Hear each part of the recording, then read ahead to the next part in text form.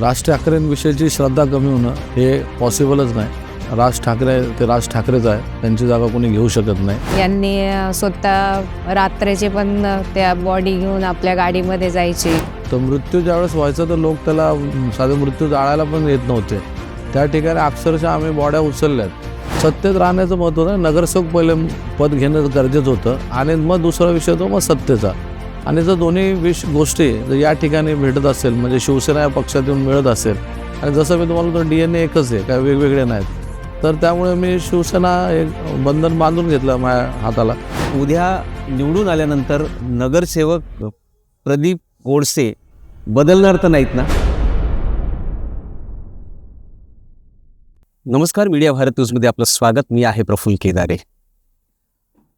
19 जून 1966 रोजी हिंदू हृदय सम्राट बाळासाहेब ठाकरे यांनी शिवसेनेची स्थापना केली. ती केवळ मराठी माणसाचे हक्क, अस्तित्व आणि अस्मिता यांच्या रक्षणाला केंद्रबिंदू ठेवून. नंतरच्या काळात शिवसेनेत अनेक स्थित्यंतरं झाली, पण आजही आपण पाहतो की महाराष्ट्राच्या राजकारणात शिवसेना एक संघटनात्मक, भावनिकदृष्ट्या, राजकीयदृष्ट्या सक्षम संघटना म्हणून पाहिली जाते. याच शिवसेनेच्या वाटेवर पहिलं राजकीय पाऊल ठेवणारा उमेदवार आज आपल्यासोबत आहे. माझ्यासोबत आहेत प्रदीप कुसुम कारभारी गोडसे आणि त्यांच्या सहचारिणी मनीषा गोडसे. प्रदीपजी, खूप खूप स्वागत आहे तुमचं मीडिया भारत न्यूज पॉडकास्टमध्ये. मीडिया भारत न्यूज चॅनलचे मी खूप खूप धन्यवाद व्यक्त करतो, कारण आत्ताच्या या निवडणुकीच्या रणधुमाळीतून आपण जो प्लॅटफॉर्म या ठिकाणी, म्हणजे जनतेला संवाद साधण्यासाठी जो प्लॅटफॉर्म तुम्ही आम्हाला अवेलेबल करून दिला आहे, त्याचं मी तुम्हाला खूप खूप धन्यवाद व्यक्त करतो. खूप खूप आभार. सुरुवात इथून करतो की प्रदीप गोडसेंना मी शिवसैनिक म्हणून की मनसैनिक म्हणून? तसं पाहायला गेलं तर प्रदीप गोडसेला तुम्ही एक साधारण कार्यकर्ता बोला, कारण एक छत्रपती शिवरायांचा मावळा बोला, एक डॉक्टर बाबासाहेब आंबेडकरांचे विचार म्हणजे विचार ज्यांना प्रेरित होतात, त्यातला मी प्रदीप गोडसे आहे. आणि या दोघांच्या विचारावर चालणारा तो मी मावळा आहे. तर त्यामुळे मी एक छोटासा कार्यकर्ता आहे. समाजसेवा ही माझी आवड आहे आणि त्याला मी प्रेरित आहे. मनसेमधून अनेकदा निवडणुका लढवल्यात, यश आलं नाही. अनेकदा अपयश पदरी पडल्यानंतर आता पक्ष बदलला, भूमिका बदलली का आणि वेगळ्या वाटेवर आलात, नेमकी काय प्रतिक्रिया आहे? तसं पाहिलं तर भूमिका बदलण्याचा विषयच नाही, कारण की दोन्ही पक्षाची एकच भूमिका आहे. आज जो बघितलं तर शिवसेना हा जो पक्ष आहे आणि त्यातून मनसे जी पुढे निर्माण झाली, तर दोघांचा DNA एकच आहे. तर कसं आहे की दोघाही हिंदू आणि मराठी विषयी चालणारे दोन्ही व्यक्तिमत्व होते. आणि महत्त्वाचं कसं आहे की 2012 साली जेव्हा मी पहिली निवडणूक लढवली, माझ्या मिसेसने लढवली, मनीषा गोडसेंनी, आणि त्यावेळेस सिंगल वॉर्ड होते, ते डबल झाले होते. तर त्यातून आपण मतदानापर्यंत नाही पोचू शकलो होतो. पण त्यावेळेस जी मतं भेटली 2746, तर ती खूप चांगली मतं भेटली होती पहिल्या प्रयत्नात. त्याच्यानंतर मग 2017 आली, तर मी एक विचार केला की आपण दोन्ही वॉर्ड सांभाळून काम करू. परंतु बोलतात नशिबातून भाग असतो. तर त्या नशिबा भागामध्ये असं झालं की 2चे 4 वॉर्ड झाले, म्हणजे 4चा एक पॅनल झाला. तर संभाजी चौक भाग असेल किंवा सुभाष टेकडे असेल, त्यापर्यंत आम्ही कधी पोचलो नव्हतो. आणि कसं आहे की मनसे म्हटल्यावर बोलतात ना, सत्तेपुढे जाणारे लोक असतात, पण मनसेमध्ये मग कोणी त्या टायमाला नव्हतं. पण आणि तिकडचे जे कॅन्डिडेट नसल्यामुळे वगैरे, तर आम्ही कुठेतरी मागेच पडत होतो. 2022ला निवडणूक लागायला पाहिजे होती, पण ती लागली नाही. तर ते असं करत करत जवळजवळ आज 26ला ही निवडणूक लागली आहे. पण या 2026पर्यंत आपण 4ही वॉर्ड पकडून, उलटा त्याचा आजूबाजूचा परिसर पकडून काम करत होतो. आणि त्या काम करताना पुन्हा एक जाणवत होतं की आपल्याला म्हणजे सोबत एक स्नेही पाहिजे, म्हणजे त्या ठिकाणी आपल्याला उमेदवार एक चांगला कॅन्डिडेट पाहिजे, स्ट्रॉंग पाहिजे. तर तो कुठेतरी आपल्याला भेटत नव्हता. आणि नेहमी मी बघितलं की आपल्यासोबत उमेदवार कमकुवत असल्यामुळे आपला पराभव होतो. आणि त्याचं उद्दिष्ट ठेवून मी आज या शिवसेना पक्षामध्ये आलेलो आहे. वहिनी, तुम्हाला लग्नाच्या आधी माहिती होतं का की आपला नवरा हा राजकारणी आहे? किंवा लग्नानंतर जेव्हा कळलं की आपला नवरा राजकारणात आहे, ते गृहिणी साधी असते की तिला राजकारणात असणारा नवरा कधी आवडतो कधी नसतो. तुमची पहिली प्रतिक्रिया का किंवा मनात काय भावना निर्माण झाली तेव्हा? सुरुवातीपासून तर मला राजकारण काय माहितीच नव्हतं. आल्यानंतर लग्न करून आल्यानंतरच मला राजकारण काय हळूहळू समजायला लागलं. तरी पण असं लोकांचा प्रतिसाद बघून असं वाटलं की राजकारणात असलं तरी चालेल, परंतु घरी पण तेवढंच लक्ष दिलं पाहिजे. नंतर हळूहळू मग राजकारणाची पण आवड लागली. अच्छा, आज तुम्ही त्यांच्या सोबत काम करता. हो, त्यांच्यासोबत आहे मी आज. प्रदीपजी, समाजकारणात राजकारणात मला वाटतं तुमच्या घराण्यातनं कोणीच नव्हतं. मग कोणी गॉडफादर नसताना देखील आज 15 ते 20 वर्ष इथं टिकून आहात. या सगळ्या मागची ऊर्जा काय प्रदीप गोडसेंची? तसं पाहायला गेलं तर टिकण्याचं कारण म्हणजे एकच आहे की लोकांचं आशीर्वाद आणि त्यांचं प्रेम. कारण जे काय मी काम करत होतो ना, तर त्यांच्या चेहऱ्यावरती जी स्माईल यायची, तर ते बघून म्हणजे मन आपलं एक भरून जायचं की नाही, की इथे लोकांना काम करणारे व्यक्ती पाहिजेत. आणि लोकांची कामं होत नव्हते. ते सगळं त्यांचं समाधान त्यांच्या चेहऱ्यावर बघून मला आणखीन त्याच्यामध्ये एक ऊर्जा निर्माण झाली की आपण समाजसेवेत अग्रेसर असलो पाहिजे. प्रदीपजी, महाराष्ट्र नवनिर्माण सेनेने तुम्हाला उपजिल्हा प्रमुख पदापर्यंतची पद दिलं. त्याच्यानंतर तुम्हाला 2दा निवडणुका लढवण्याची संधी दिली. तरी देखील तुम्ही आज मनसेच्या इंजिनवरनं उतरून खाली आलात आणि धनुष्यबाण हाती घेतलाय. राज ठाकरेंविषयीची श्रद्धा कमी झाली की काय? राज ठाकरेंविषयीची श्रद्धा कमी होणं हे पॉसिबलच नाही. राज ठाकरे ते राज ठाकरेच आहे, त्यांची जागा कोणी घेऊ शकत नाही. पण कसं असतं की राजकारणामध्ये जर तुम्हाला समाजकारण करायचं आहे, आणि मी समाजकारणाला जास्त महत्त्व देतो राजकारणापेक्षा, आणि जर माझ्या हातातून समाजकारण चालू होतं मनसेच्या माध्यमातून, पण ते कुठेतरी खंडित करायचं काम त्या ठिकाणी किंवा राजकारण त्या ठिकाणी माझ्या बाबतीत होत होतं. आणि जर मला जनतेची सेवा करायची तर मला थोडंसं पुढचं पाऊल पण घेणं गरजेचं होतं. सत्तेत राहणं गरजेचं आहे. सत्तेत राहण्याचं महत्त्व होतं. नगरसेवक पहिले पद घेणं गरजेचं होतं आणि मग दुसरा विषय तो मग सत्तेचा. तर याच्यामध्ये सगळ्यात महत्त्वाची गोष्ट म्हणजे असं आहे की मी पहिल्यांदा जेव्हा खासदार साहेब म्हणजे आपले सन्मान्य श्रीकांत शिंदे साहेबांना भेटलो, तर ते होतं निवडणुकीचं काळ, जेव्हा राजसाहेबांनी मोदींना पाठिंबा दिला होता. तर त्या टायमाला मी भेटलो. त्याच्यानंतर मग त्यांनी माझं काम बघितलं. ते काम बघून त्याच्यानंतर आमदारकीचं इलेक्शन आलं. आमदारकीमध्ये पण माझी त्यांची भेट झाली. आणि पुढे जाऊन जी आपण कामं समाजसेवा करत होतो त्याच्यामध्ये आमची खास करून समृद्धी सामाजिक संस्था पण होती. अच्छा. तर ही सगळी समाजसेवा चालू असताना त्या ठिकाणी कुठेतरी आपला रिपोर्ट म्हणजे त्यांचा एक चाणक्य रिपोर्ट असतो, तो रिपोर्ट त्यांच्यापर्यंत खूप पॉझिटिव्ह पोचला आणि त्यांनी त्याची दखल घेतली. म्हणजे आपल्या कार्याची ती दखल जी 17 वर्षापासून आपण काम करतो त्याची दखल कुठेतरी घेतली. एक सन्माननीय श्रीकांत साहेबांनी घेतली. तर त्याबद्दल मला खूप चांगलं वाटलं आणि त्यांनी मला बोलावून घेतलं. आणि बोलावून घेतल्यानंतर त्यांनी मला शिवसेना पक्षाची एक संधी दिली. आणि मला पण असं वाटलं की खरंच ही संधी माझ्यासाठी आहे आणि या संधीचं सोनं या ठिकाणी मला करायला हरकत नाही. आणि सन्मान्य श्रीकांत शिंदे साहेब जे आपले खासदार आहेत, तर खरंच त्यांना इन्फ्रास्ट्रक्चर मॅन का बोलतात पहिले मला कळत नव्हतं. पण या पक्षामध्ये आता आल्यानंतर मी बघितलं त्यांचं कार्य, तर खरंच जबरदस्त कार्य आहे त्यांचं. आणि त्यांचे आपुलकीचं प्रेम देखील आहे. कुणालाही ते उलटं वगैरे बोलत नाही. त्यांची शिस्तबद्ध काम आहे आणि आपुलकी त्यांच्यामध्ये खूप आहे. आणि जर असं प्रेम संबंध म्हणजे मी शिवसेनेत आलो, मला वाटलं की यार इथे आता मला कसं सन्मान मिळेल किंवा काय होईल. पण खरंच सांगतो की मी श्रीकांत शिंदे साहेबांना बघतो ना, तर मला माझा थकवा किंवा मला टेन्शन आणि एक फ्रेंड म्हणून मी तर असं वाटतं मी कोणतरी मित्राशी बोलतोय असं मला वाटतं. ते खासदार म्हणून वाटत नाही. आणि एक माझं ते दडपण होतं की श्रीकांत शिंदे म्हणजे मला कोणी सांगायचे की श्रीकांत शिंदे साहेब असे आहेत कसे आहेत, पण मला बिलकुल काय वाटलं नाही. आणि खरंच मला अभिमान वाटतो की मी आज शिवसेना या पक्षामध्ये आलेलो आहे. आणि याच्यामध्ये असं मोठे जे साहेब आहेत एकनाथजी शिंदे साहेब, त्यांच्याशी पण माझी भेट झाली. त्यांच्याशी पण मी 1 to 1 बोललो आणि अक्षरशः ते पण मला एवढे नॉर्मली म्हणजे त्यांनी ट्रीट केलं. अच्छा. म्हणजे एखादं बोलतो ना की मुख्यमंत्री उपमुख्यमंत्री झालेले एवढे मोठे व्यक्तिमत्व आहेत, तर त्यांच्यामध्ये गर्व किंवा त्यांच्यामध्ये इगो हा खूप मोठा असला पाहिजे. पण बिलकुल नाही. कार्यकर्ता म्हणून ते सगळ्यांचं ऐकून घेतात आणि सगळ्यांकडे लक्ष देतात.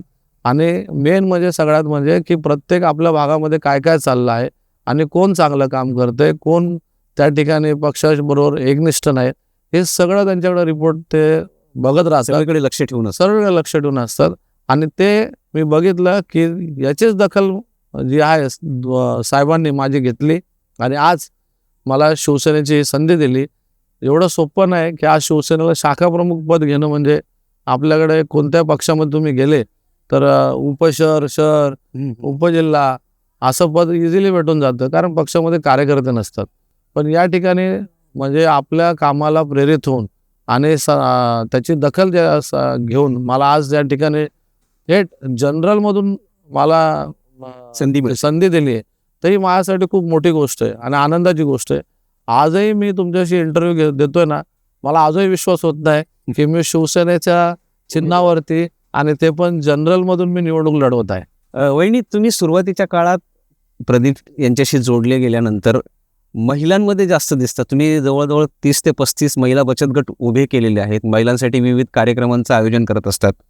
तर महिलांचे प्रामुख्याने कोणते प्रश्न तुम्हाला आढळून येतात आणि त्याच्यावर आता निवडणुकीमध्ये जर जिंकून आलात तर काय करायचं ठरवलं महिलांसाठी? महिलांसाठी तर कामं केली तसं महिला स्वतःही आपल्याकडे येतात. काही जरी काम असेल तर आपल्या शाखेमध्ये जे काम आपण होईल जे सोयीस्कर ते आपण करण्याचा प्रयत्नच करतो. नसेल तरी आपण मार्ग काढतो, जर मी करून देईल, नंतर करेल, मला जसं समजेल, जरी माहीत नसेल तरी समजेल, मी सांगून त्यांना विचारून तर मी तुम्हाला सांगेल. हाही प्रयत्न त्यांना म्हणजे सांगते मी ॲक्च्युली त्यांना, जरी माझ्याकडे होत नाहीये, मला ॲक्च्युली त्यातलं माहिती पण नाही हेही सांगते.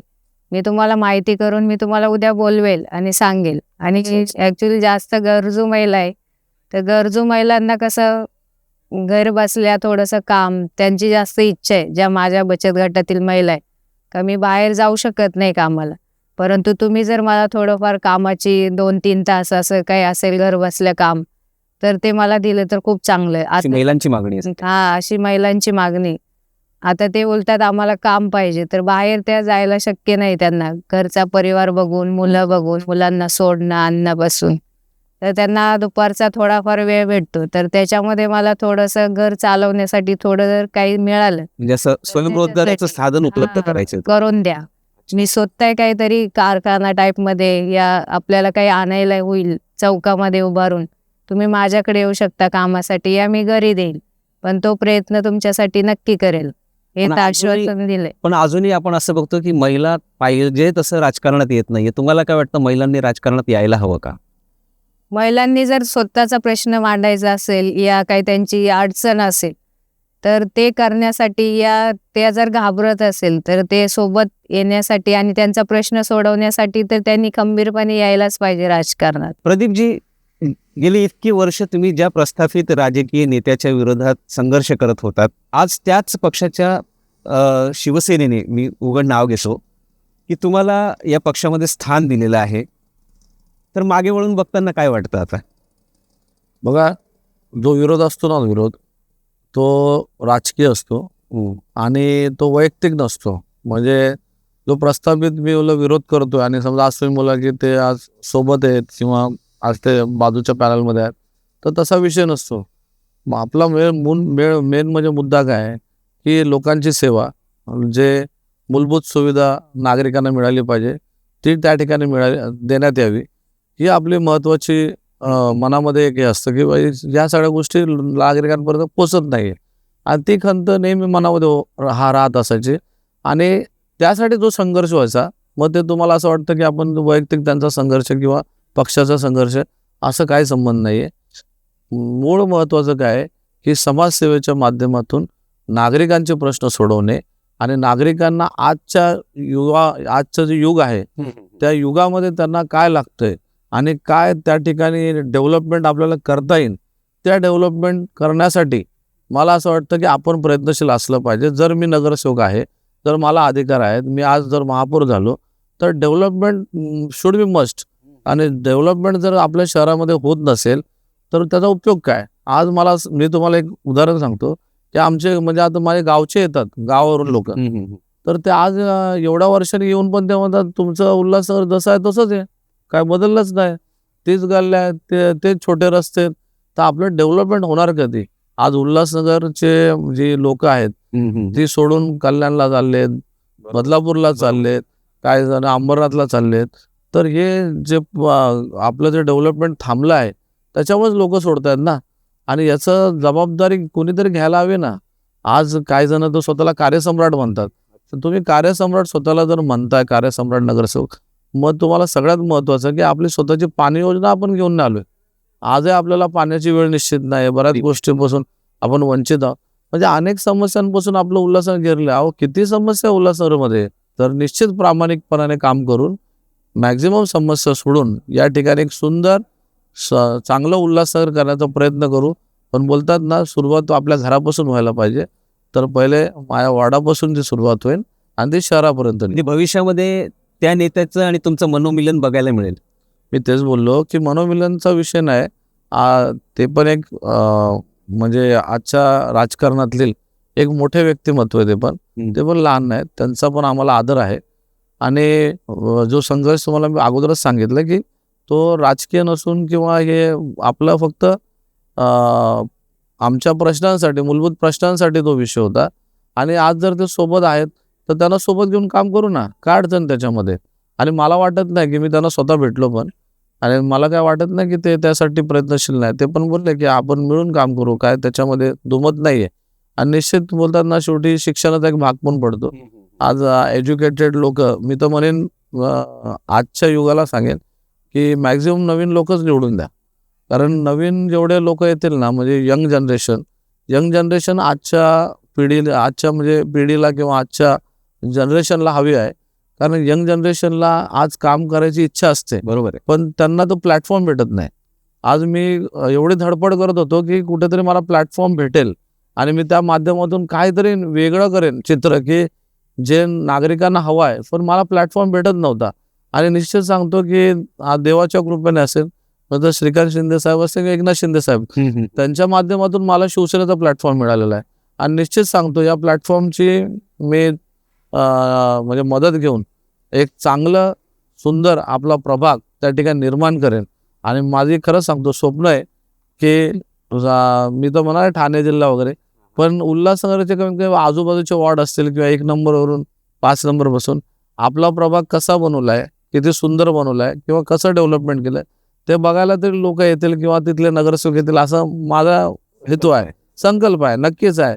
आणि नक्कीच मी करून दाखवेन, हे पण मी सांगतो तुम्हाला. प्रदीपजी, कोरोनासारखा कठीण काळ होता, त्यावेळेस पण तुम्ही जीवाचा धोका पत्करून तुमचं समाजकार्य थांबलं नाही, तेव्हा भीती वाटली नाही का, किंवा घरातनं विरोध झाला नाही का? बघा कसं आहे की ज्यावेळेस कोरोना काळ होता ना, त्यावेळेसची परिस्थिती खूप गंभीर होती आणि लोक बाहेर सुद्धा निघत नव्हते. आणि सरकारने पण गाईडलाईन दिल्या होत्या. तर एक तर सरकारच्या गाईडलाईन, कोरोनाचं एक भय. परंतु आपण बोलतो ना, योद्धे जन्माला येतात. तर योद्धे कशाला जन्माला? जर योद्धे लढलेच नाहीत तर मग होणार काय पुढे?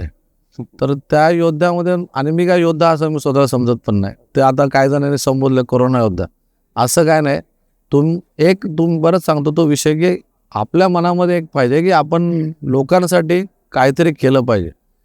तर लक्षात घ्या की ज्यावेळेस कोरोना काळ होता तर मला असं वाटत होतं की नागरिकांना काय गरज आहे आजच्या तारखेला, बरोबर. तर सर्वात महत्त्वाचं सॅनिटायझेशन. म्हणजे बाबा आपले हात सॅनिटाईज केले किंवा आपण स्वतः सॅनिटाईज, तर कोरोना दूर राहतो. तर सगळ्यात पहिले मी सॅनिटायझेशन कसं करता येईल घराघरामध्ये किंवा लोकांसाठी काय कशा प्रकारे करता येईल, तर त्याचा पहिले मी अभ्यास केला. आणि सगळ्यात महत्त्वाचं म्हणजे लस. तर लस जेव्हा आली तर लोक घाबरत होते, बरोबर. लस घेतल्याने प्रॉब्लेम होऊ शकतो, हे होऊ शकतो. तर मी सगळ्यात पहिले तुम्हाला सांगतो की ज्यावेळेस कोरोना काळ होता ना, तर आम्ही बसून एक डिस्कशन केलं की यार ज्येष्ठ नागरिकांना महत्त्वाचं आहे, कारण त्यांचं वय जास्त आहे. त्यांना जर कोरोना झाला, आणि त्या टायमाला असं बोललं पण जातं, झालं पण आहे की ज्येष्ठ नागरिक इम्युनिटी पॉवर कमी असते, तर त्यांना पहिले कोरोना लागण होतं आणि त्यांचा मृत्यू पण लवकर होतो. मग त्या अनुषंगाने एक टार्गेट केलं की माझ्या विभागात जेवढे ज्येष्ठ नागरिक आहेत त्यांचं पण लसीकरण व्हायला पाहिजे. पण लसीकरणला घाबरत असताना मी त्या ठिकाणी त्यांना समजून अक्षरशः आम्ही गाड्या ठेवल्या. आम्ही मोफतमध्ये त्यांना घेऊन जायचं सेंटरपर्यंत, त्यांना लसीकरण करून त्यांना परत आम्ही सोडून द्यायचं. आणि असं करत करत मग आम्हाला वाटलं की आता ठीक आहे, आपले ज्येष्ठ नागरिक झाले, पण इतर पण लोक आहेत, लहान मुलं आहेत, सगळ्याच गोष्टी आहेत. मग आम्ही काय केलं की इंजेक्शन जे त्या टायमाला बघितलं असेल लसीकरण, की लस भेटणं म्हणजे खूप मोठी बात होते. रेमडेसिवीर. रेमडेसिवीर तर समजा ॲडमिट झालं, पण लस भेटणं म्हणजे ब्लॅकनी लस चालू होतं त्यावेळेस. आणि आम्ही अक्षरशः सांगतो की आम्ही आमची मुलं, मी खास करून तुमच्या चॅनल मीडिया भारतला माध्यमातून मी आमचे सगळे जे करोना आज योद्धाच बोलू त्यांना, ते नाही मी नाही, ते खरे करोना योद्धात माझ्यासोबत जे काम केलेत तुमचे कार्यकर्ते, ते अक्षरशः रात्रीचं जागरण करून तिथं लाईन लावायचे. अच्छा. म्हणजे सेंटरला एकच सेंटर होतं 5 नंबरमध्ये, आणि ते लाईन लावून सकाळपर्यंत जागरण करायचे. आणि जागरण केल्यानंतर त्या लोकांच्या माध्यमातून त्या लाईनीमध्ये त्यांना ठेवून त्या ठिकाणी ते मदत करायचे. आणि इव्हन त्यांना कोणाला त्यावेळेस पाणी पण ते भेटत नव्हतं त्या ठिकाणी, तर पाण्याची सुविधा करणं. नंतर मग गव्हर्नमेंटने पाणी वगैरे काढलं. म्हणजे अक्षरशः सांगतो की लसीकरण इझिली अवेलेबल होत नव्हतं, ते लसीकरण आम्ही लोकांना दिलं गेलं आमच्या माध्यमातून, म्हणजे गव्हर्नमेंटच्याच माध्यमातून, पण आम्ही त्याच्यामध्ये एक दुवा होतो. आणि जवळपास तुम्ही सांगतो की असं करता करता बघितलं ना, त्यांच्याकडं रेकॉर्ड आला की आपल्या प्रभागात 80% लसीकरण झालेलं होतं. ते म्हणणार एवढं कसं झालं या प्रभागात लसीकरण, कारण त्याचं इनिशिएटिव्ह आम्ही घेतलं होतं, आमच्या सगळ्या टीमनी घेतलं होतं. पण एवढ्या लोकांना धान्य पुरवणं, सतत एवढे महिने परप्रांत येणं, त्यांच्या मायदेशी पाठवणं, हे सगळं कसं काय केलं? बघा, आपण परप्रांतीयांचा विषय जो आहे, तर परप्रांतीय पण शेवटी ते माणूसच आहेत, आणि त्यांना पण एक भीती होती. आणि भीतीच्या माध्यमातून त्यांना असं वाटलं की इथे नको यार, आम्ही गावाला जातो. तर मग आता त्यांना गावाला जायला सुविधा नव्हत्या. मग आम्ही त्यांना त्या सुविधा उपलब्ध करण्यासाठी आपली शाखा तर सदैव तत्परच असते. तुम्ही कोणताही विषय घ्या, तुम्ही आज कोरोना आला, उद्या कोणताही विषय होत्या, ही शाखा आहे लालगड शाखा, ही सदैव तत्परच असणार. खरी गोष्ट. आणि लालगड शाखेत एक महत्त्वपूर्ण तुम्ही बघितलं की असं काय विषय आले, कोणते विषय, तर त्याचं पहिले ती संशोधन करते आणि त्याच्यावरती अभ्यास करून ती नागरिकांपर्यंत पोहोचवते. तर आम्ही काय केलं, असे जे लोक आहेत जे उत्तर प्रदेश किंवा बंगाल इथून कुठले आहेत, तर आम्ही सेपरेटली त्यांना बस सेवा दिली. आणि बस सेवा देऊन त्यांना आम्ही त्यांचे परमिट काढणं, सगळ्या गोष्टी करणं, पोलीस परमिशन घेणं, कुठे धावपळ न करणं, या सगळ्या माध्यमातून त्यांना आम्ही त्या बसच्या माध्यमातून गावाला देखील सोडलं आहे. ज्याचे नारळ पण फोडले, माझ्याकडे फोटो वगैरे सगळे आहेत. त्याच्यानंतर तुम्ही बघितलं तर बस सेवा तर झाली, पण नागरिकांना खास करून त्यावेळेस जेवण पण उपलब्ध नव्हतं. आणि जे गरीब आहेत, खूप गरीब कुटुंब, म्हणजे हेच परप्रांतीयच बिचारे, आपला माणूस तरी घरी जेवण बनवू शकतो, पण बिचाऱ्यांना काहींना जे पोटावरती त्यांचा रोजगार आहे, तर ते लोक काय करणार, त्यांना रोजगारच बंद झाला ना, कारण सगळंच बंद होतं. आणि मग त्यांना मग आपण जेवण कसं पुरवायचं. मग खास करून त्यावेळेस आपले हे काय म्हणतात त्याला, ट्रस्ट जी होती, खास करून अमृतवेला ट्रस्ट जे आहे, यांनी मला खूप मदत केली. आणि अमृतवेला ट्रस्टच्या माध्यमातून ते पॅकेट आणून त्या ठिकाणी आम्ही जेवण घराघरापर्यंत पोहोचत होतो. आणि एक चांगलं जेवण ते लोक देत होते, म्हणजे कुणाची आत्तापर्यंत तेव्हा कोणाची तक्रार देखील आली नाही. आणि ते जेवण त्या ठिकाणी आम्ही पुरत होतो. आणि नंतर आम्हाला असं वाटलं की एक काम करू आपण, की अन्नधान्य पण, आता समजा जेवण आपण दिलं तर ते काय असतं, समजा नॉर्मल भाजी चपाती असते किंवा हे आपलं भात, तर म्हटलं की यार आपण त्यांना अन्नधान्य पण पुरवलं पाहिजे, विविध, म्हणजे तेल असेल, आमकं असेल, बरंच काय. तर आम्ही काय केलं, मग आम्ही सगळ्यांनी मिळून एक कॉन्ट्रीब्युशन काढलं, म्हणजे सगळ्या आमचे कार्यकर्ते मिळून आम्ही जवळजवळ, नाही बोललो ना तुम्हाला, खरंच सांगतो, जवळजवळ 5-6 लाख रुपये आम्ही जमा केले. आणि त्या 5-6 लाखाच्या माध्यमातून आम्ही त्या ठिकाणी अन्नधान्य घेतलं, काहींनी मदत केली त्या माध्यमातून. आणि ते अन्नधान्य जवळजवळ आम्ही सांगतो, जवळजवळ 1,500 किट रेशनच्या आम्ही प्रत्येक घराघरा, म्हणजे ज्यांना गरज आहे, खास करून गरजू लोकांना, त्या ठिकाणी प्रत्येक घराघरामध्ये पोहोचवण्यात आली.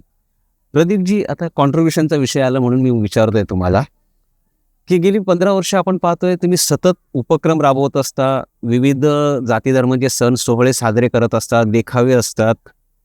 तर विरोधकांचा मनात असा एक प्रश्न आहे, विचारतोय, राग मानू नका, की प्रदीप गोडसे एवढं सगळं करायला हा सगळा पैसा आणतो कुठून? हा विरोधकांचा प्रश्न नक्कीच आहे. आणि विरोधकांसोबत मला वाटतं बऱ्याच जणांचा प्रश्न आहे हा. कारण हा प्रश्न मला अनेकांनी विचारला आहे. आता याचं उत्तर द्यायचं म्हटलं तर एकतर मग त्यांनी माझ्यासोबत काम करावं, म्हणजे त्यांना कळेल की मी कसं करतो. पण बघा, एक लक्षात घ्या की माझा राजकारणाशी काही संबंध नाही. मी संगमनेरहून, म्हणजे माझे वडील संगमनेरहून इथपर्यंत आले, उल्हासनगरला एक खाजगी कंपनीमध्ये कामाला होते आणि त्याच्या नोकरी बंद झाली. नोकरी बंद झाली त्याच्यानंतर मग वडिलांनी एक लालचगी चौकामध्ये एक दुकान घेतलं. म्हणजे त्यांच्या काय पैसे जमा होते त्या माध्यमातून, आणि तिथे एक हॉटेल चालू केलं. आणि प्रशांत हॉटेल म्हणून माझ्या मोठ्या भावाच्या नावावर तिथे होतं ते नाव, आणि त्या माध्यमातून त्यांनी हॉटेल चालू केलं. सुरुवातीला कारागिरी ठेवला, कारागीर पळाला, परंतु माझी आई होती, आई मेहनती खूप आहे माझी आई, आणि आईने ते सगळं लक्ष देत होते ते कसा बनवतो. नंतर आईने स्वतःच ती कमांड सांभाळली आणि जवळजवळ मी सांगतो 18 ते 19 वर्ष ते हॉटेल चालवलं. हो हो हो. आणि ते हॉटेल चालवत असताना त्याच्यानंतर मग पुढे म्हणजे माझं मी स्वतः देखील त्या ठिकाणी, म्हणजे शाळेतून आल्यानंतर मी स्वतः चहा विकत होतो. आणि अक्षरशः कॉम्पिटिशन लागायची की आज कोण किती चहा विकेल. अच्छा. हा, म्हणजे आणि त्यात मी हायेस्ट असायचं की आज मी एवढे चहा देऊन आलो. आज बालाजी हॉस्पिटल होतं, येतं आता धन्वंतरी वगैरे आत्ता झाले, म्हणजे अशा ठिकाणी कारखाने होते. तर मग मी सगळ्यात जास्त आज चहा दिला, म्हणजे पोचवला. तर ती कॉम्पिटिशन असायची. आणि त्यात वडील मला आज प्रदीपने चांगले चहा विकले. अच्छा. तर असं एक कॉम्पिटिशन राहायचं आणि काम होत राहायचं. आणि आम्ही हॉटेलमध्ये सगळ्याच कामं केलं, म्हणजे भांडी घासण्यापासून सगळेच कामं केली. त्यामुळे आज जर तुम्ही मला बोलणार ना की प्रदीप इथं झाडू मार, तरी मला लाज नाही त्याची. का माहिती आहे का? कारण आम्ही एक सामान्य कुटुंबच होतो. आम्ही का मोठ्या कुटुंबातलं एकदम साधारण कुटुंब आहे, आणि राजकारणाचा वसा नव्हता. परंतु त्या ठिकाणी जेव्हा राजसाहेब ठाकरे यांचं एक वादळ आलं, आणि त्या वादळामध्ये मी जेव्हा माझं म्हणजे दुकान सांभाळत होतो, आणि त्या दुकान सांभाळायच्या वेळेस मला काही सिंधी भाविक होते. जे खरी स्टोरी सांगतो की तुमचे व्यक्ती म्हणजे राजसाहेब एवढं करतात तर तुम्ही का करत नाही, म्हणजे तुम्ही आज या ठिकाणी फक्त धंदा करतात. तर राजसाहेबांना खरं म्हणजे प्रेरित झालो, आणि त्यामुळे मनसे जॉईन केले. शाखा अध्यक्षपासून शहर अध्यक्ष तर उपजिल्हापर्यंत पोचलो.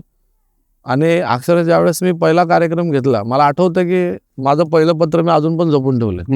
म्हणजे मला काय अभ्यास नसताना पण मी लालचकी चौकातली कचराकोंडी हटवायची. खूप मोठी कचराकोंडी होती. तर जे जुने त्यांना माहीत असेल, बिल्डिंगवाल्यांना पण माहीत असेल, आमच्या श्रीकृष्ण श्रद्धा डावरला की मोठी कचराकोंडी होती, आणि मला ती कचराकोंडी हटवायची होती. तर ते हटवण्यासाठी मी माझं पहिलं पत्र आज पण जपून ठेवलं माझ्याकडे, माझ्या हँडरायटिंगवर लिहिलेलं. त्याच्यानंतर ते फॉलोअप घेत गेलो आणि ती कचराकुंडी हटवली. ते यश मला एक भेटलं, आणि त्या यशच्या मधून एक ऊर्जा आली की नाही, मी काम करू शकतो, जनतेसाठी मी बघू शकतो किंवा त्यांचं काम करू शकतो. आणि त्या माध्यमातून मी पुढे आलो. पण त्यावेळेस पण बॅनर लावायचं किंवा काय, तर अक्षरशः माझे जे धंद्यातले पैसे आहेत ते मी काढून मी सगळं करत होतो. म्हणजे माझ्या पहिल्यापासून होती भावना की सेवा. आता काही जण म्हणतात राजकारणामध्ये तुम्ही काम करताना तर घर घालून धंदा नाही करायचा, पण माझं तसं नव्हतं. मी घर घालून धंदा केला आतापर्यंत, आणि आत्ताही करतोय.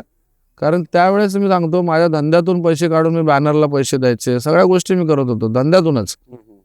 तर आजचा जो विषय आहे की म्हणजे तेव्हा मी साधारण छोटा कार्यकर्ता होतो, छोटे काम होत होते. आज खूप मोठ्या प्रमाणात कार्यक्रम लावत गेलोय. कार्यक्रम लागतात, समाजसेवा होते, प्रत्येक गोष्टीला पैसा लागतो.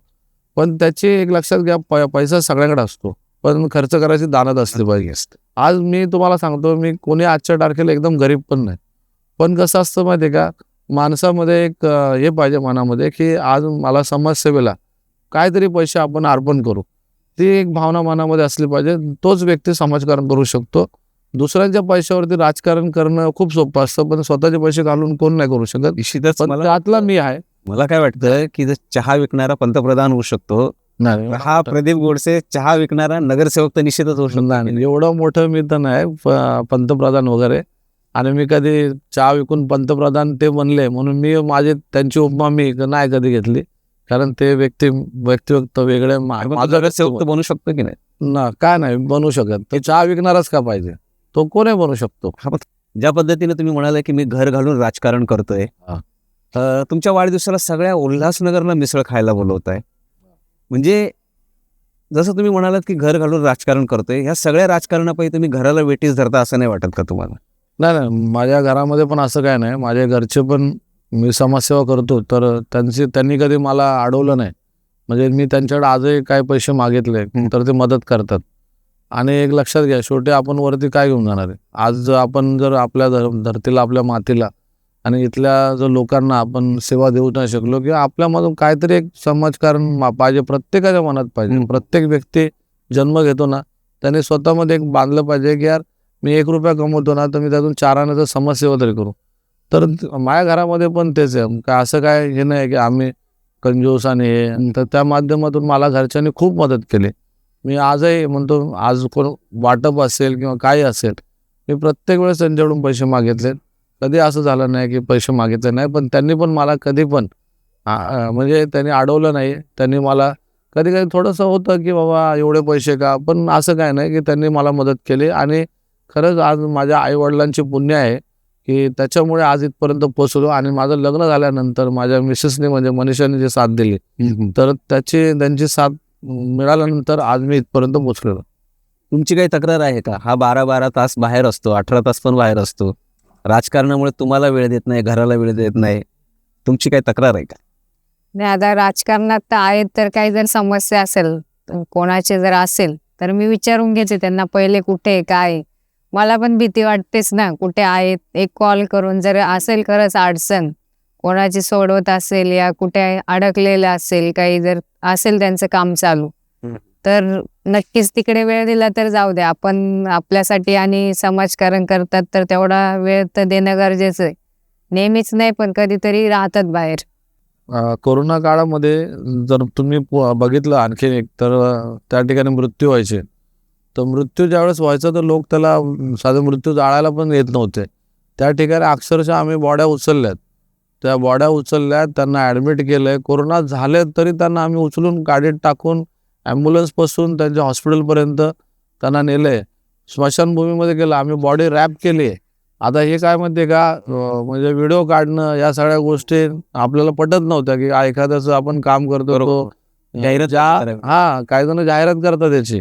पण तुम्ही, आम्हाला जाहिरातीची गरज नाही. तुम्ही फक्त आमच्या प्रभागात येऊन फिरा किंवा लोकांमध्ये विचारा, तेच तुम्हाला उत्तर देतील की जी आम्ही कोरोना काळामध्ये काम केलंय ना, ते काम कोण नाही. सगळे लोक घरात बसले होते, सगळेजण घाबरले होते. मला भीती दिली गेली, माझ्या आईवडिलांना काय होईल, माझी लहान मुलगी आहे. मग दोघांनाही कोरोना झाला होता तेव्हा? हा, दोघांना झालं होतं. आणि अक्षरशः सांगतो की जेव्हा आम्ही घरी येतो, म्हणजे काम करून घरी यायचं, तर मुलीला पण जवळ नव्हतं करू शकत होतं. म्हणजे मागच्या दरवाज्याने यायचं आणि त्याच्यानंतर मग वेगळं सेपरेटली झोपायचं. त्याच्यानंतर मग थोडंसं घरच्यांचं पण प्रेशर असायचं की यार, म्हणजे भाऊ होता, यार तू बाहेर जातो पण घरात आज वयोवृद्ध आहे घरचे, तर त्यांना पण कोरोना व्हायला नाही पाहिजे.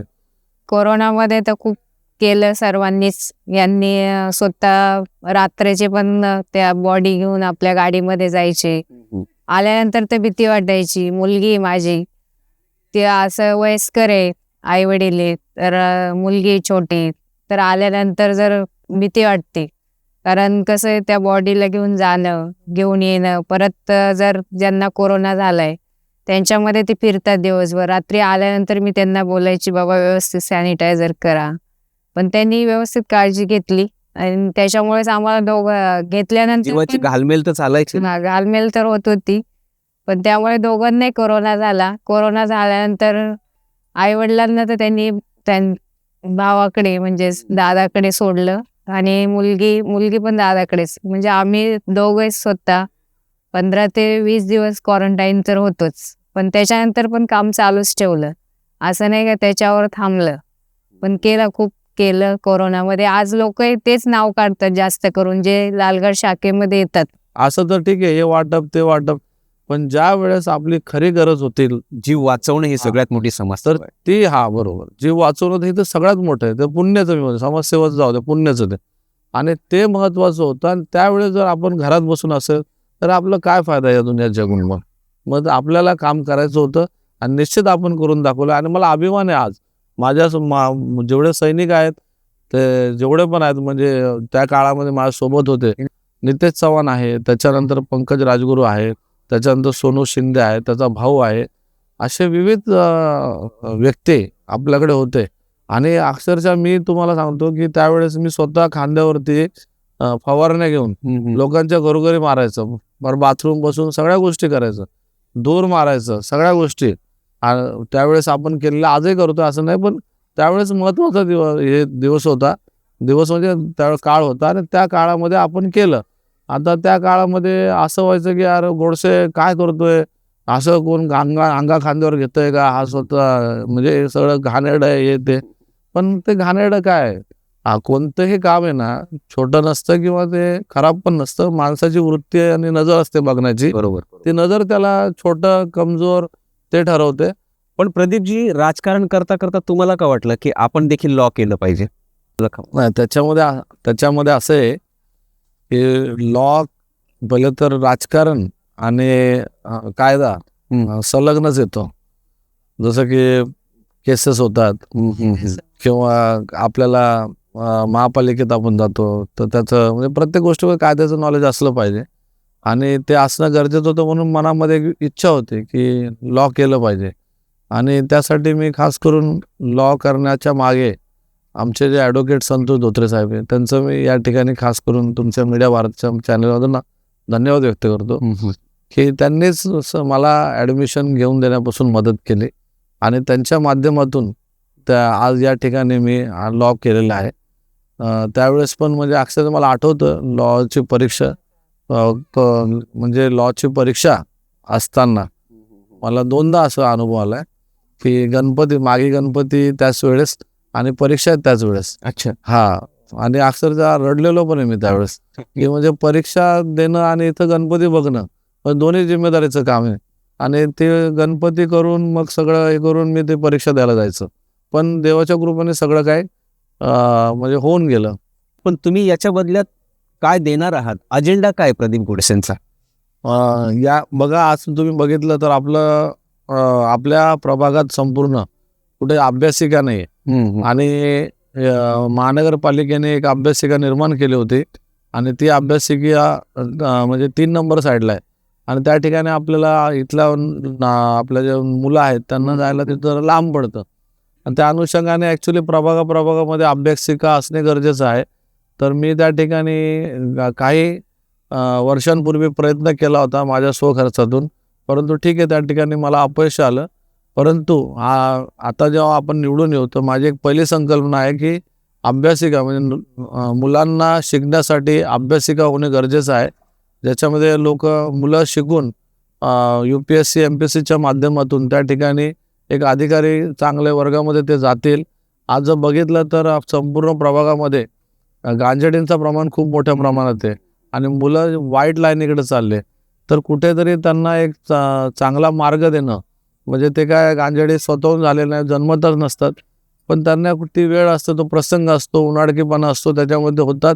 तर कुठेतरी त्यांना आपण बदल घडवण्यासाठी व्यसनमुक्त प्रभाग आणि बदल घडवण्यासाठी त्यांना एक वेगळा प्लॅटफॉर्म पुढे न्यायची गरज आहे आणि त्या ठिकाणी आपल्या प्रभागामध्ये अशा मुलांसाठी पहिलं तर आपल्याला अभ्यासिका करणं गरजेचं आहे. शिक्षण नागरिकांपर्यंत मुलांपर्यंत पोचवणं गरजेचं आहे. आपला पाणी समस्या ही मोठ्या प्रमाणात आहे, तर एवढ्या वर्षापासून पाणी समस्या सुटली नाही. त्या पाणी समस्याकडून मी त्या ठिकाणी भर देणार आहे. पाणी समस्या 5 वर्षामध्ये कम्प्लिटली संपलीच पाहिजे. माझा तर असा पण प्रयत्न आहे की जर MIDCतून जरी पाणी नाही आलं पण नळाच्या माध्यमातून मी कसं पाणी देईन, तर तो देखील मला प्रयत्न आहे की कोणी बोरिंगवर जाता कामा नये आणि घरामधून पाणी नळातून घरात पाणी यायला पाहिजे. या पद्धतीची सुविधा त्या ठिकाणी मी करायचा प्रयत्न करणार आहे. त्याचप्रमाणे जर तुम्ही बघितलं तर आपलं उल्हासनगर शहर हे म्हणजे आपण स्टेशन बाहेर निघतो तर म्हणजे आपल्या प्रभागाला फक्त आपल्या प्रभागाचं लोड नाही, शहराचाच लोड आहे, कारण 4 आणि 5च्या अख्खे नागरिक आपल्या प्रभागातूनच जातात, कारण स्टेशन एरियाच आपल्या प्रभागात येतो. तर एक चांगला सुंदर परिसर स्टेशन एरियाचा बनला पाहिजे. त्या ठिकाणी ज्या रिक्षांच्या रांगा लागतात आहेत तर त्यांचं नियोजन कसं केलं पाहिजे. त्या ठिकाणी जे फेरीवाले आहेत, जे आपण जे येतो तो ब्रिजच्या खाली त्या ठिकाणी जे फेरीवाले आहेत जिथं ते म्हणजे त्यांचा रोजगार ते करतात भाजीवाले, तर त्यांना एक चांगलं त्या ठिकाणी कसं बनवता येईल त्यांच्यासाठी एक प्लॅटफॉर्म निर्माण करता येईल आणि चांगल्या पद्धतीचं म्हणजे स्वच्छ आणि सुंदर दिसेल असं दुकानं कसे निर्माण करता येईल त्यांच्यासाठी, आणि त्या ठिकाणी ट्रॅफिक होणार नाही, रस्ते चांगले असतील, आणि खूप चांगला असा प्रभाग म्हणजे स्टेशनवरून निघतानाच आपल्याला असं दिसलं पाहिजे की नाही, उल्हासनगर स्टेशन खूप छान, उल्हासनगर परिसर हा स्टेशनमधून जेव्हा आपण बाहेर पडतो तर खूप छान दिसतंय. आणि जेव्हा असे काही नागरिक आपल्याला सांगतील की अरे हे काम कोणी केलं, तर या 4 नगरसेवकांनी केलं, तर तेव्हा आम्हाला अभिमान वाटेल की आम्ही खरंच निवडून आल्यानंतर आम्ही आमचं काम केलेलं आहे. तर अशा अनेक प्रश्न आहेत, फक्त एवढाच नाही तर अनेक प्रश्न आहेत. तर त्या ठिकाणी आम्ही लाईट महत्त्वाची आहे की लाईटचं जाणं जास्त आहे, आणि ते लाईटचं त्या ठिकाणी म्हणजे लाईट गेली नाही पाहिजे त्यासाठी पण आपण प्रयत्न करू. त्या ठिकाणी महत्त्वाचं म्हणजे आपल्या भागामध्ये सबस्टेशन नाही आहे, तर सबस्टेशन कसं निर्माण करता येईल आपल्या उल्हासनगरच्या धर्तीवरती, जेणेकरून लाईटची समस्या आपली जाईल. असे विविध म्हणजे अनेक समस्या आहेत त्या ठिकाणी डोक्यात भरपूर आहे. आता कसं माहिती का, बोलून उपयोग नाही. जेव्हा निवडून आल्यानंतर त्या ज्या काल्पनिक ज्या गोष्टी आहेत त्या मी साकारणार, तेव्हा खरं त्याच्यामध्ये आनंद भेटेल, तेव्हा नागरिकांना कळेल की आपण काय काम केलं आहे. योग्य माणसाला संधी दिली. आपण योग्य माणसाला संधी दिली. आणि महत्त्वाचं म्हणजे बघा, माझ्याकडे काय नसताना जर एवढं काय केलंय, म्हणजे जे शक्य नाही त्या पण गोष्टी आपण करून दाखवल्यात स्वखर्चाने. पण ज्या दिवशी तुम्ही संधी देणार आणि माझ्याकडे जर निधी असेल तर मी का नाही करणार. आणि माझा अजून एक प्रयत्न आहे की कोणाला माहिती अधिकार टाकायची गरज पडणार नाही. मी जे काम करतो ना त्याचा एक फलकच लावेन पूर्ण माहितीचा, की एवढं निधी आहे, एवढं त्याच्यामध्ये व्हॅलिडिटी आहे त्याची, सगळं त्याच्यामध्ये दिसेल.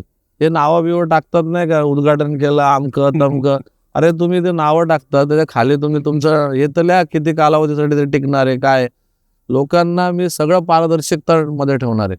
जे काम करणार ते पूर्ण पारदर्शकमध्ये करणार आहे. नक्कीच सांगतो की आज कदाचित मला घरी जायला लागतं नागरिकांच्या मतं मागण्यासाठी, तर मला वाटत नाही पुढचा तो 5 वर्ष येईल मला घरी जाण्यासाठी भाग पडतील.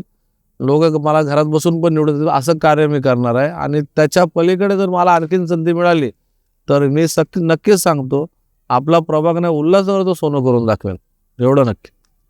प्रदीपजी, इतक्या वर्षाच्या राजकीय प्रवासात काय शिकायला मिळालं, आणि उद्या निवडून आल्यानंतर नगरसेवक प्रदीप गोडसे बदलणार तर नाहीत ना? आज जसा तळागाळातला कार्यकर्ता, जमिनीवरचा कार्यकर्ता आहे, तसंच आम्हाला उद्या बघायला मिळेल का?